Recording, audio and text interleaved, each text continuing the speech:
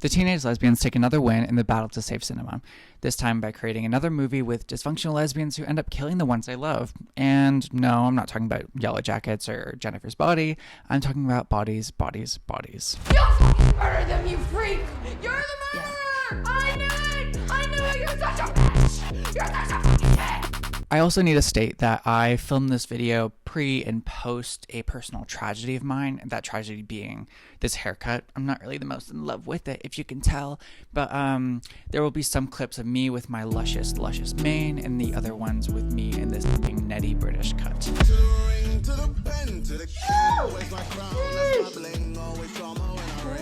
So, if you got shit to say, just don't say it. Don't say it, because I'm personally in a really fragile state, and bodies will drop if you say shit. Alright, and we'll just go right back onto the recap. Thank you. This movie follows a bunch of bisexual girls who end up going to throw a little party at their token frat boy's home in the middle of the woods during a hurricane, and shit starts to really hit the fan when the divas start falling. And yes, it is a really chaotic movie, and that's kind of what makes it all fun. But I would say like the most fun part about it is like the way that they are able to deliver Gen Z dialogue in a way that isn't like demeaning, and it's kind of funny. They mock Gen Z in a way that I'm like, all right, that was classy. You're not like an old boomer who's pissed off at being, you know, a hag. I said your fucking baby's gonna burn. You're having fun with it. You're making fun of them and not offending anyone. That is an accomplishment. Thank you. And anyways, here's the recap. Imagine this. Two lesbians making out on screen. That's what's happening in the beginning of this movie. The first lesbian being Rue from the Hunger Games post-Brat tour. This being Amanda Steinberg. And a Eastern European baddie who we're just going to be calling Blondie. Let's take Jesus off the dashboard. Got enough on his mind. Just smacking lips. Smacking lips on screen. Isn't this anything America ever wants? Can you see by the dawn? This then cuts to the two lesbians driving their car all the way over to their friend's house for this little party that they're going to be having. And it gets interrupted by the song Daddy as Fuck by Slater, which kind of just feels like a nuclear warhead hitting them from the gay community. Like, I'm sorry, but gay white men and your little obsession with that song in that era, me included, well, it was demonic even. And I know that's friendly fire, but like someone needs to fucking shoot the shot, okay? We also see that these girls are typical Gen Z kids with their little phone addictions, because they're going full iPad baby mode after just like scissoring 5 seconds ago, which is kind of crazy. No. And iPad baby mode is eventually canceled by Blondie when she gets a phone call from her mother, which it's kind of important. I guess that's why I'm saying it, because she does have like a really strong relationship with her mom, and that's the reason why she is kind of a bit awkward, and also why she has some secrets. And if she was a man, I would be making fun of her for having that close of a relationship with her mother, but because she's a girl, she gets the pass, okay? The girls eventually get to their friend's house, and it is full MILF Manor vibes. I'm a very big feet person, and Paula has these feet that I just want to like oil up and lather and just massage and get real warm, and then paint her toenails maybe a color and like suck the acrylic off them toes. This thing is massive, it's beautiful, it's very American. Regardless, Rue decides that she's going to go into MILF Manor because she loves a good MILF, and Blondie, because she's a little bit too scared of meeting all the MILF mommies, she decides to go back into the car, and she does Get Ready With Me Part 1, because there is a whole lot of getting ready with me in this movie with this specific blonde woman. And she does it inside of the window mirror. No, not window mirror. That's the 7th time I fucking said that. She does it with the mirror that you like kind of flip down in your car. I don't know what the hell that thing is called, but she does it with that, and she leaves the light on. You guys remember what happens when you leave your light on in your car? Yeah, I fucking do. My car has died too many times while on the highway. And then we cut to this beautiful esoteric moment where all of the girls are inside the pool, but it's like full underwater, like Titanic rising, Way Us Blood vibes. But I mean, like, If you wanted to say, you could also say like Nevermind by Nirvana if you want to be like annoying, but like who the fuck said that? And here we eventually get introduced to the other people at the party, which include Rachel Sennett, Harper Stern, Greg, Pete Davidson's Munch Emma, and we are in fact actually missing one other person. That person being Martin from Slushy News. This is where the party will finally begin. Back up. Let's get this party started. No, the person that actually left was white boy number 3, Max, who left for undisclosed reasons, which we will be discovering later on in the movie. So don't you fret, everyone. Once everyone starts getting out of the pool with the welcoming, Harper also shows that she's not exactly the most happy with Rue making her little surprise party entrance at this party. And she eventually says Rue's name, and Greg is like, Oh, whoa. Rue. Greg's never met Rue before. So what the fuck? Like, you clearly know her name. Like, clearly there's been some United Nations level shit talking about this young woman. Greg, thanks a lot. You just blew everyone's cover. Like, before everyone starts arguing over this little reveal, Shiva baby Rachel Sennett decides to walk back into the scene with a bunch of alcohol. And she's like, Are you talking about me? I can't lie though. This is kind of the vibe I do bring to the function. Like, I'm a little bit of a vibe killer. A vibe terrorist, if you will. Happy birthday. And once the drinks are brought to the party, Greg decides to grab a machete, which I don't really remember how he gets a hold of this thing, and he slices open 2 bottles of wine. And Pete is like clearly jealous that Greg is getting all the attention because everyone's like, oh my god, like he did that, that's crazy. And Pete also wants some gash, he wants some puss, so he's jealous. And remember that. We also figure out that Rue is sober now and doesn't want to drink that little party boy wine anymore, which Harper Stern is a little bit like pissed off about. And we will figure out why she's so pissed off about this later, but moving on. And thunder eventually strikes and the hurricane party starts.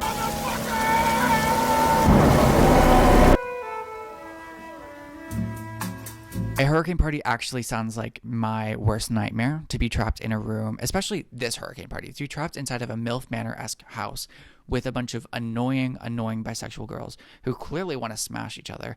And then there's 2 straight guys who are just uncomfortable. No, actually no. That's actually purgatory. We then cut to another lesbian coded vibe where Blondie and Rue are actually making out on a bed, which is then interrupted by the antithesis of lesbianism, Pete Davidson, who's like, we need to have a serious talk, Rue. Yeah, that's really messed up, dude. That's like kind of homophobic. Like, you know what you're doing against the lesbian community, Pete. Like, what is up with that? While Rue talks to Pete Davidson, Harper Stern actually pulls Blondie aside for a little chat. And we kind of figure out that Harper is suspicious of Blondie. Also wants to make sure that Rue is safe, which is suspicious. Like, were y'all once a thing? Yeah, okay. We'll figure that out later. Okay, yeah. We then come back to Pete Davidson and Rue having their little chat, and Pete is like so jealous of Greg. He's like, oh, like, he just thinks he's so cool because he was like a vet and he like served in Iraq or whatever. Like, that dude sucks. And then in the middle of this little rage-ridden rant about Greg, he just drops the fact of, well, I just look like I fuck. You know what I mean? Mm-hmm. Which is, cool. Anyways, we do find out that Max, white boy number 3, also left the party because he gave Pete a black eye, but we still really don't know why he did that. So there's still a bit more mystery with this white boy. Then the vibe switches to a full-on Succession core, like Logan Roy, who... What the fuck? He ate my fucking chicken. So what next? Stick his cock into my potato salad? When Rue is like, yeah, can you open up my trust fund, or at least tell my parents to open up my trust fund? He's like, no. Which, girl, just let her have fun. Like, let her shop on Temu, let her do a couple Shein hauls, like, you know, let her go crazy with that money. Who gives a fuck? You don't have the money. Her parents do. Give me the dollar. I'm saying, do you want the dollar, or do you want to double it and give it to the next person so the next person gets $2? Give me the dollar. You said if I want $1. No, you're not getting a dollar. Anyways, we cut to Greg being literally the killer vibes. The killer is everywhere. When he's sitting down meditating right next to a window, being absolutely insane. Like, where's the iPhone? Why aren't you looking at a screen, dude? You're looking at the screens of your eyes? No. That's dark-sided. The girls eventually sit down with Blondie and are like, oh, you've been with Rue for 6 weeks? Oh, that's crazy. And then refuse to tell her why it's crazy that she's been able to be with her for 6 weeks. Like, come on, guys. Can you at least, like, warn her what she's getting into? Like, this is a little bit insane. And on top of that, they're also sitting on a nice little delicious pan of brownies that our girl Blondie's really chowing down on until Rachel Sennett's like, you know, those are those are weed brownies. Like those are like off the wall, like balls to the walls, like seeing the Blue Man Group inside of your blueberries kind of vibe. And she's like, oh, that's cool. And like literally, y'all, like what are you talking about? You just let her like chow down on half of these brownies and just are like waiting for her to crash out. Like what are you doing? Why can't we let this Eastern European blonde baddie live? Cut to 212 playing by Azalea Banks, and Pete Davidson is sitting off to the side, clearly pissed off at his girlfriend for whatever Max ended up doing at the party. And Harper and Blondie are getting a little bit too close for comfort. Yay! And Rachel is being very territorial of Greg. And eventually, you know, the lesbian vibes between Harper and Blondie are getting a little bit too powerful. And so to block any finger action happening in between Harper and Blondie, Rue is like, you know what? Who wants to play bodies, bodies, bodies? Oh, fuck. And the game starts. The game actually doesn't start. They still have to explain the rules and whatever. So the rules of the game goes as follows. Everyone gets a little piece of paper and they put it inside their pocket. And whoever gets the piece of paper with an X on it is the killer. He's the killer. So they go around playing like hide and seek basically. And someone, I guess, taps someone on the shoulder and they die. And then everyone kind of comes together like a full imposter Among Us vibes. Like that's so skibbity toilet. The weather outside is rizzy, but the fire is so skibbity. And since I've got to go, Ohio, Ohio, Ohio. And they discuss and then they vote out the imposter. Okay, but before the game actually starts, Emma, the little munch of Pete Davidson, is clearly kind of a little bit concerned at the fact that white boy number 3, Max, is not texting her back. And Pete is pissed off by that. He's like, girl, like, can you just not think about Max? Like, this is pissing me off. So he decides to go skiing with Rachel and, you know, they have a little fun time in Winter Wonderland. And then they get back to the game, and the game finally starts. The lights eventually get turned off, and we follow our main protagonist, Blondie, throughout the house, and it's a little bit spooky vibes. And we see Rachel Sennett scurry across the halls, and we also see Harper kind of giving Weird the Killer vibes as she's walking through the house slowly, clearly seeing that Blondie's there, but ignoring her. And eventually a body is discovered. Greg is found, okay? And so the girls eventually all get back up to the room and start discussing who killed Greg. Blondie notices that Greg actually isn't breathing, and she starts screaming so much as if she just got on the Talk to a podcast. I got one more question for you. Uh-oh. What is your biggest turn on? It's like she is freaking the fuck out. And Pete Davidson decides he's going to walk to a Greg and taps his balls with a cold one, and he wakes up. Greg wakes up from the ball tap. And so now that there isn't a possible corpse in the room, the accusations start going back up again, and we figure out that Harper actually raises her voice when she lies. Pete and Emma actually never have sex anymore, and that a good offense is the best defense. And once Greg states that a good offense is a good defense, or whatever the hell he says, he starts mocking him, and Greg is like, oh, you're fucking with me. Okay. Don't fucking play with me. You'll only end up playing with yourself. I'm the kind of game you'll never win. Greg leaves the game, and then Pete is then voted off for being a Sigma male by the girls because he's being a little bit of a freak. Why are you mocking Greg? Greg literally did nothing. And so round 2 starts without the 2 boys. And while setting it for round 2, the power goes out and the girls go full Scooby-Doo mode and decide to split up to look for a way to turn on the power. While looking for a generator, we follow Blondie, and Blondie eventually walks into the greenhouse where she ends up seeing Pete Davidson slam against the glass on the wall as if he's Charlie XCX at the sweat tour licking the glass floors. Except this time he has a massive slice right through his neck. So not really the same vibe, but it's still kind of bad. Eventually everyone starts running to Pete Davidson because they're like, a body has been discovered, but like this time a real ass body has been discovered. They're all freaking out and they're like, we should call 911. Like we shouldn't, let's just do that. And then they remembered, oh, the power is actually out, so we can't do that. So the next best option for them was to take Rue's car and drive over to the police station. And so they eventually go over to Rue's car and they discover, oh, wait, actually, because Blondie is so addicted to the serve, the car is actually dead because that little light was left on and, you know, the power's drained. So the girls just have to decide to return to MILF Manor, which... oh my god, like that sucks. Like you guys have to live in a mansion, I guess, with no power for like a night. That is the worst thing ever. Isn't that really bad? And while the girls are freaking out about possibly who killed Pete Davidson, Harper Stern decides, I'm going to be full detective mode. She goes outside and she finds the murder weapon, which is a machete, similar to the one that was used to open up the wine bottles at the beginning of the movie by Greg.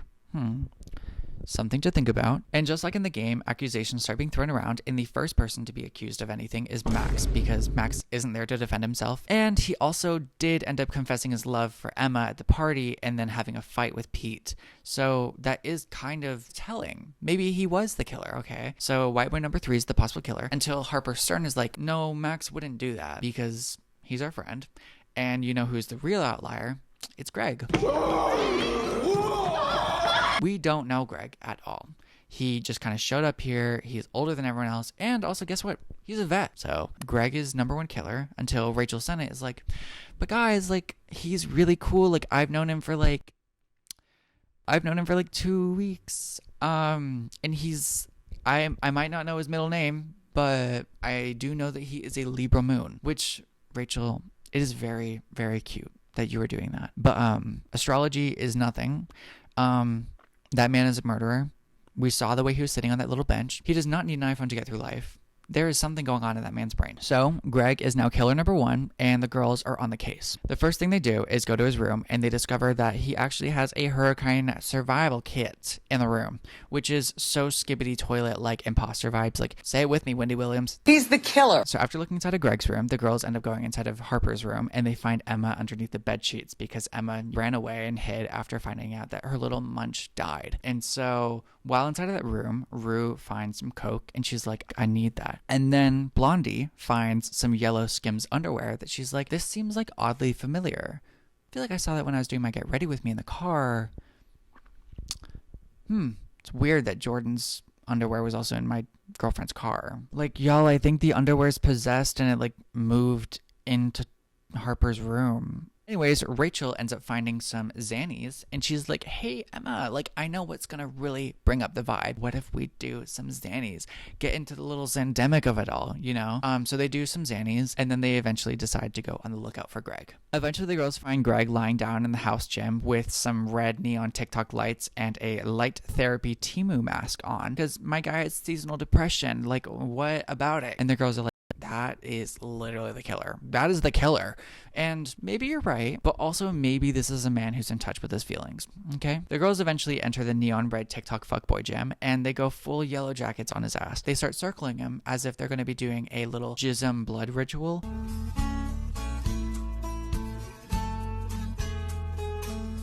They then wake him up, and they start threatening him, and are like, what did you do? What did you do to Pete? And he's like, is this the part of the game? Oh my god, wait. Yeah, I totally killed Pete. And he's like, oh wait, no, they're actually going to murder me. They're going to murder me. That is a little bit crazy. So he tries to defuse the situation, which obviously doesn't work. And they start freaking out, so much so that like he grabs a knife, and then Blondie hits him upside the head with a dumbbell.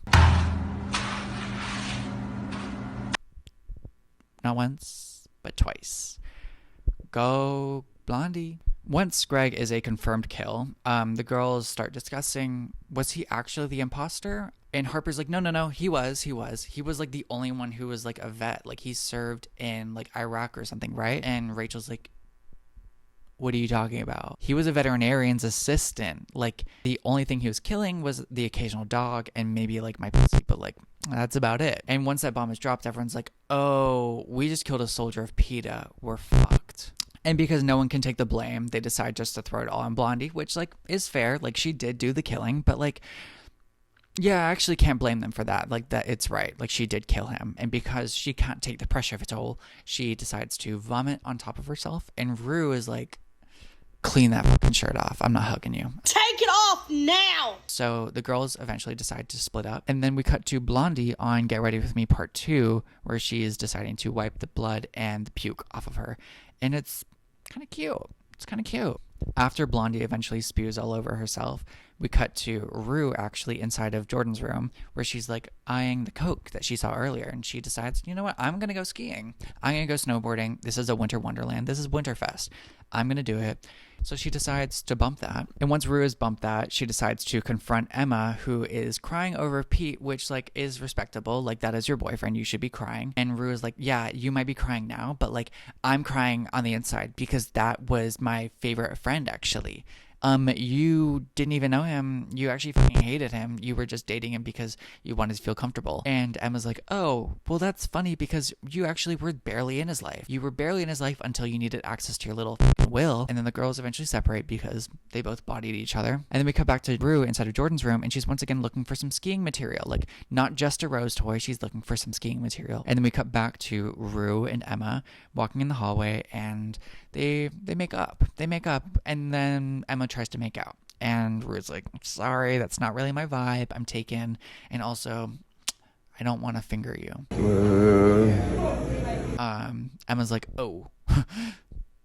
Cool. She's not really happy about that, but she does end up taking some coke from Rue, so at least they got something out of it. We then cut to Harper once again doing her little Portrait of a Lady on Fire look at Blondie, which I'm like, okay guys, are you trying to hit in like a murderous way or like in a sexual way? Like, what is happening between you and Blondie? Like, it's not that crazy, guys. We then cut to Rachel running around the house like Trisha Paytas running away from Ghostface.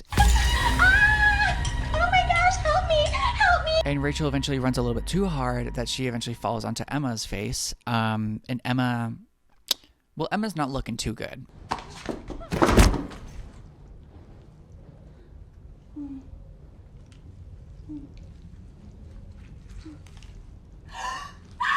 Emma's got a full crater inside of her head, and there's blood going all the way up the ceiling, and it looks as though she was pushed down the stairs. So, dead body number 3.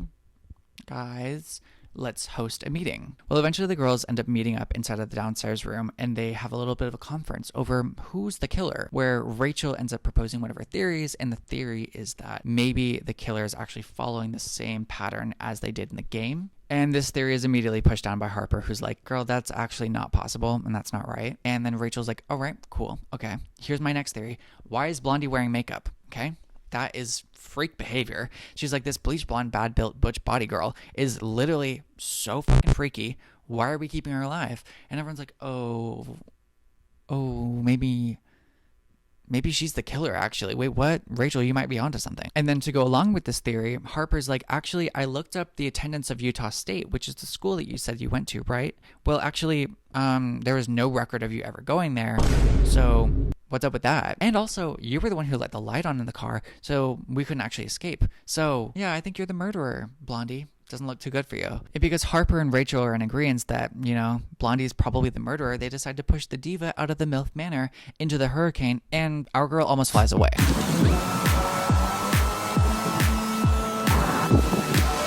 And after shoving her out of the MILF Manor, Blondie decides, you know what? I mean, there's no other place for me to go. I'm just going to go to the car. And so she goes into the car. She fixes herself up a little bit. And then she checks and she sees the yellow Skims underwear was definitely in the car.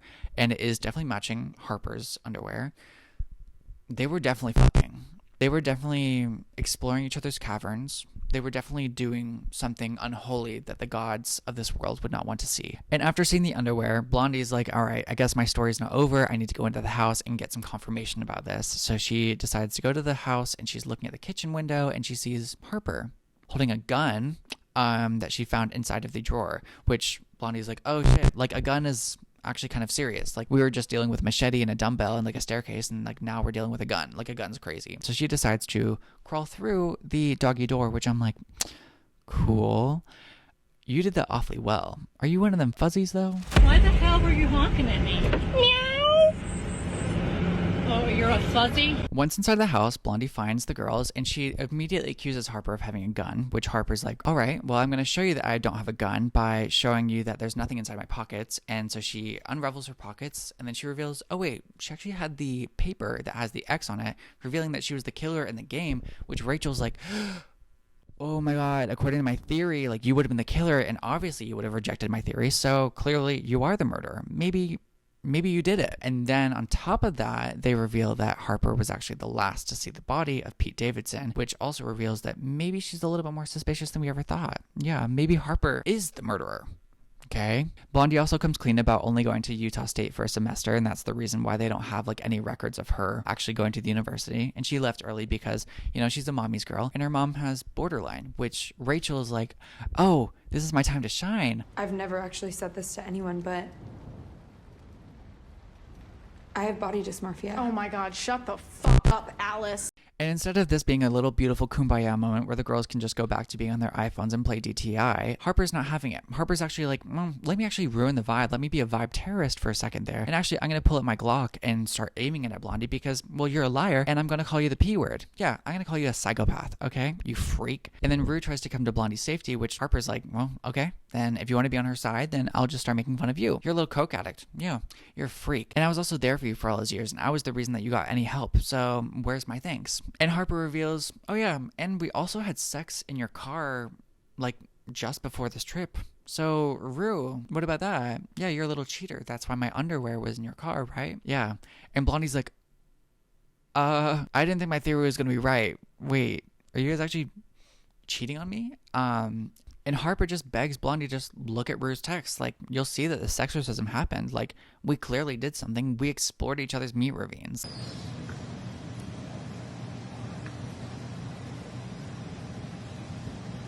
I don't know how else to say it. And on top of that, Rachel starts to catch some strays because of her podcast and Harper making fun of it. So, I mean, if owning a public platform is a crime, lock us up. Lock us both up. Because did Rachel do anything wrong? No. She's just a little bit stupid, but like she's a fun girl. And then Rachel decides, you know what? If I'm going to catch some strays, you can catch some strays, Harper. Okay? Yeah. Your parents are upper middle class. And thank you, Rachel, for spotting out the class traitor. Yeah, okay, yeah. Harper, you suck. And to de-escalate the situation, Harper decides to shoot Rachel for calling her a class traitor. Yeah, this doesn't really help your case all that much, Harper. You kind of look like the killer. And instead of this de-escalating the situation, it only turns into what a straight man would define as a lesbian sex ritual, a woman's wrestling. And in comes number 13, Mr. All coming from the three-point line right now. Yeah, the girls just get on top of each other and start wrestling for the gun. We hear Rachel being like, that hurts, my leg, I've never been shot before. And Blondie's grunting, Rue's grunting. And then all of a sudden we hear, oh wait, that sounds like a gun going off. Oh. The gun went off in the wrestling match. The girls start getting off of each other. And Rachel was shot. Yeah, Rachel's dead. So another body has been discovered. This one quite tragic because this is our little Charlie XCX, a simple life coded girl. You will be missed, Rachel. You're the murderer! I knew it! You're such a bitch! You're such a... The team down. Harper eventually grabs the gun, like a 13-year-old grabbing their little stizzy on the way to the middle school bathroom, and she decides to be cornered up the stairs by Rue, who's like, come on, you can hand over the gun, it's not that crazy, like you can back off now, until they get up to the top of the stairs, where Blondie actually tackles Harper and throws her off the top of the balcony. And once Harper falls off the balcony, the only thing she has to say to the girls is, check her text. Like, guys... Finger blasting is not that important. There are bigger things to fry. There are dead bodies riddling this home. Just a little bit of a lesbian sex scandal is not that crazy. Can we chill on it, okay? But no, they can't chill. And so instead of, having a good talk with each other, Blondie and Rue decide to run off and hide inside of a little closet, even though like the lesbian murderer is dead. And they just kind of chill in the closet up until Blondie's like, hey, so can I actually see the text? And Rue's like, no, why would I want you to see that? That really pisses off Blondie. She's like, well, clearly you're not going to tell me that you performed a DJ set on Harper. So I'm just going to run away. And so she runs away into this little room that's kind of like, honestly, it looks like a little like weird music video set, but she chills there for the entire night. Eventually daytime hits and Blondie decides, oh, I'm just going to do a little bit of an architectural digest tour of the home. And she's like, oh, we did a number on this home. MILF Manor is in shambles. What did we do here? And honest to God, y'all need super nanny. Like, you do need my help. You guys do need my help. Because this is totally unacceptable. I'm on my way. It is crazy in here, okay? Eventually, Blondie gets to the backyard of the house, and Rue comes up from behind and hugs Blondie. I mean, to be fair, they just spent an entire night alone, and all of their friends are dead now. So... it's quite traumatic. Yeah, I would want to hug my girlfriend who just found out I was cheating on her. And, Blondie decides to embrace it until she grabs the gun away from Rue and decides to aim it at her. And she's like, I want to see your text picture then. No. Which Rue decides, oh, I'm just going to throw the phone. That's not going to be suspicious at all. So they decide to tackle each other. They're wrestling in the mud, doing their lesbian sex ritual part 2, until they grab a phone. And they grab the phone and they notice, wait, that's not Rue's phone at all. Oh, wait, is that Pete's phone? So they go and unlock Pete's phone with Pete's face. And after using the Face ID to unlock Pete Davidson's phone, we find out that Pete was actually filming a TikTok the night he died, and the TikTok was of him doing the same slicing of the wines that Greg did. Instead, this time he actually cut open his neck and died. Like, this is so embarrassing. Like, monkey covering eyes emoji. Monkey covering eyes emoji. Thanks. Like, Pete, what the fuck? That's embarrassing. And then our favorite neglectful friend, Max, decides to show up, and he's like, what happened here, guys? And then the power turns on, and the girls just get back to doom scrolling on TikTok, and they're fine. They ignore that the friends died, and the movie happily ended after. Yeah, happily ended after. You're dyslexic. Done your yet homework, Cav? I'm answer. Hey, talking, me too. Yeah, I think this movie was a really good movie. I think it's a really good take on Gen Z and how our overuse of like these chronically online terms kind of turns us into the monsters and eventually just leading to like the downfalls of our friendships because we're so focused on like the moral superiority, which I really enjoy the way that they wrote it. I think it's super funny. I think the acting was phenomenal. And yeah, this movie is really good. Honest to God, if you haven't watched it, I know you've like basically had the entire movie spoiled to you from me, but like please watch this movie. It's so funny. Thank you so much for watching. I'm going to try and post every 2 weeks, like I said in the last video. And if you have any movie recommendations you want to give me for recapping or just for watching for fun, please throw them in my comment section. Thank you so much for watching. Have a good day. Bye. Shimmy ya, drink, swallow la la.